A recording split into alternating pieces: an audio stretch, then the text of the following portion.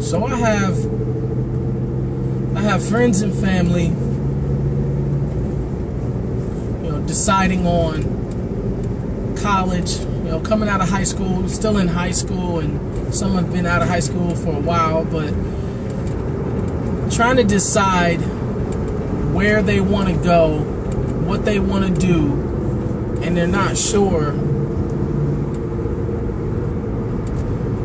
So I thought I'd make this video to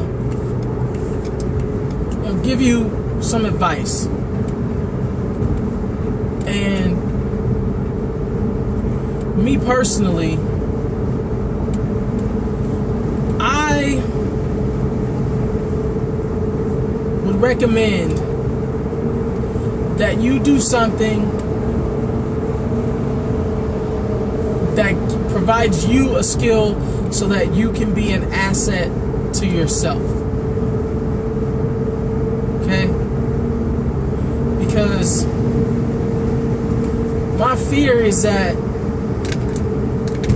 you go to college, you go, $20, $30, $40, $50,000 in debt, and you become an asset to somebody else, to somebody else's dream, to somebody else's company, and you lose yourself, you lose your creativity, you lose your valuable ideas, and just become an asset to somebody else's dream and company. I would hate for that to happen. Now, no disrespect for the people who love that and that's what they do.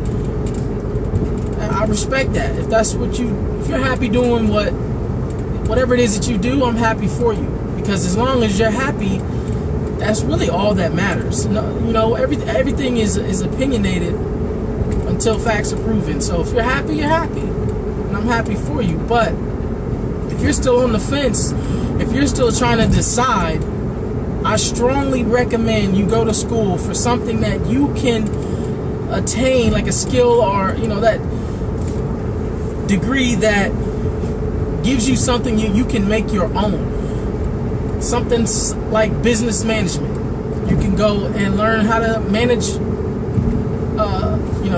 businesses. You can have your own business. Go to school for, I don't know, if you wanted to be a dentist, you can open your own practice, your own physician or your own dentist shop or office. If you wanted to go to be a veterinarian, if you like animals, you can open your own shop, your own place, and you the actual owner. If you wanted to be a psychiatrist, that's awesome. You can have your own shop, and again, if you want, there's people out there, who are perfectly fine with getting a degree in nursing or or something that you can't really make your own. Some people just want to be a registered nurse. There's nothing wrong with that. If you like putting smiles on people's faces and you like helping heal people, that's a beautiful thing. And if you're happy, I'm happy for you. Honestly, I don't knock anybody's goals, anybody's dreams. As long as you're not being lazy and you're going for it, I'm all for you, and I will back you 100%. But for those of you again who are at that that pivotal point in their life when they know that they need to go to college, they need to get a skill and want to, but don't really know what to do, don't really know, they don't want to waste time. You don't want to end up with the regret, or you don't want to go for something and 5 years later like, it's not what I thought it would be, or I don't like it. Again, I strongly advise that you go and you learn a skill and you get your degree in something that you can take on your own. Because if you say get a degree in business management, you can, like I said, open your own business. You can manage your own business. and you become your own asset to your own empire, your own dreams and ideas. You know, if you become, you know, you go to school for photography, you open your own shop, your own studio. You go to school to be a producer, you can open your own studio. A dancer, you can open your own studio. I mean, there's lots of things, but and I want to share this story with you shortly. I don't want to make too long of a video, but I respect my dad for what he does, but I know that he puts a lot of hours, sometimes 60, 70 hours a week, and I myself have done that. But ever since I could remember, back when I was in high school, he was doing, you know, 60, 70 hours a week, and you know, you gotta wait until you can, or you're approved to get a vacation. You gotta, you know, make sure everything's clear to get a day off if you want. It's you know, it's like I feel bad, you know, because there's things that he talks about he wants to do, and he doesn't have that free time. He can't just up out on a whim and say, hey, you know what, I don't want to go in today, unless he, you know, obviously you call off sick or some legit reason. But you know, it's like, what if you, and I feel like this about my dad, all those years, 20, 30 years in that company, you've made them more money than they've ever going to pay you. What if you had put that time into your own thing, your own business? How much more money and free time would you have to enjoy your life? I mean, you only get one life to live, and I'm not building somebody else's dream. I won't build somebody else's dream. I have one life to live. My goal is to